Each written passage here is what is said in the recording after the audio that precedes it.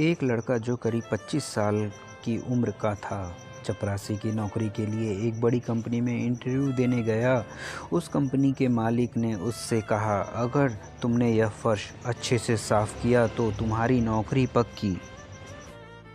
बस फिर क्या था, उस आदमी ने फर्श को एकदम अच्छे से चमका दिया। जैसे ही मालिक ने देखा तो वह देखते ही कहा कि तुम्हारी नौकरी पक्की, तुम कल से काम पर आ जाना। दूसरे दिन बॉस ने उस आदमी को बुलाया और कहा, अपनी एक फ़ोटो आईडी प्रूफ और ईमेल आईडी बतानी होगी। तो उस आदमी ने कहा कि मैं गरीब आदमी हूँ और मेरे पास ना कंप्यूटर है और ना ही मेरे पास कोई ईमेल आईडी है। बॉस ने तुरंत कहा, अरे हमारी बहुत बड़ी कंपनी है, हमें हर काम करने वाले व्यक्ति की ईमेल आईडी चाहिए होती है और यह अनिवार्य है। और आज के युग में अगर तुम्हारा ईमेल आईडी नहीं है तो तुम्हारा कोई अस्तित्व नहीं है।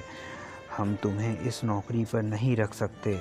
अब यह व्यक्ति बहुत ही निराश हुआ और वहाँ से चला गया और अब वह सोचने लगा कि घर पर बीवी बच्चों को क्या खिलाऊंगा और उसके पास केवल 500 रुपये थे। उसने फैसला किया कि वह सब्ज़ी बेचकर थोड़ा पैसा कमा लेगा। उसने 500 रुपये के आलू खरीदे और 2 घंटे में उसके सभी आलू बिक गए और उसने फिर से 500 रुपये के आलू खरीदे और फिर से बिक गए। इस तरह उसने 3 बार 500 रुपये के आलू खरीदे और सारे आलू बिक गए और कुछ दिन के अंत में उसे काफ़ी मुनाफा हुआ। घर आकर उसने सोचा कि अगर मैं इसी तरह सब्ज़ी बेचता रहूं तो काफ़ी मुनाफा कमा लूँगा।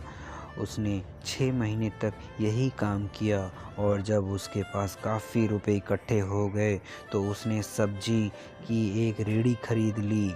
अब उसका काम बहुत अच्छा चलने लगा।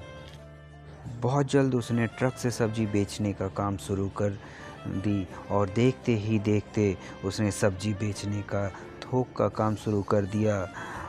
अब हर दिन 10 से 15 ट्रक सब्ज़ी डिलीवरी करने लगा, जिसके लिए उसने कुछ व्यक्तियों को काम पर रख लिया था।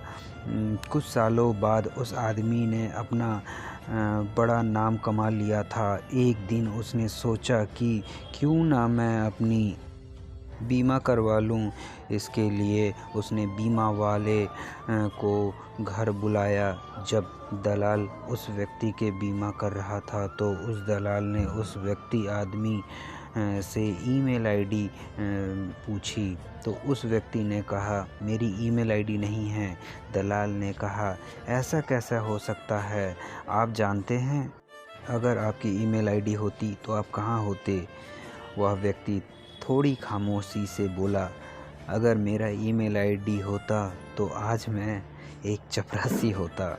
यह बात बीमा करने वाले दलाल को समझ में नहीं आई और मुझे पता है कि आप लोगों को ज़रूर समझ में आ गई होगी। तो दोस्तों, अगर आपके साथ कुछ अच्छा नहीं हो रहा है तो निराश मत होइए। ज़िंदगी में आगे चलकर कई रास्ते खुलेंगे, कई नए मौके मिलेंगे। इसीलिए हमेशा कोशिश करते रहिए और मात्र एक हार के बाद धैर्य मत खोइए। और क्या पता कामयाबी अभी आपकी अगली कोशिश में हो जाए।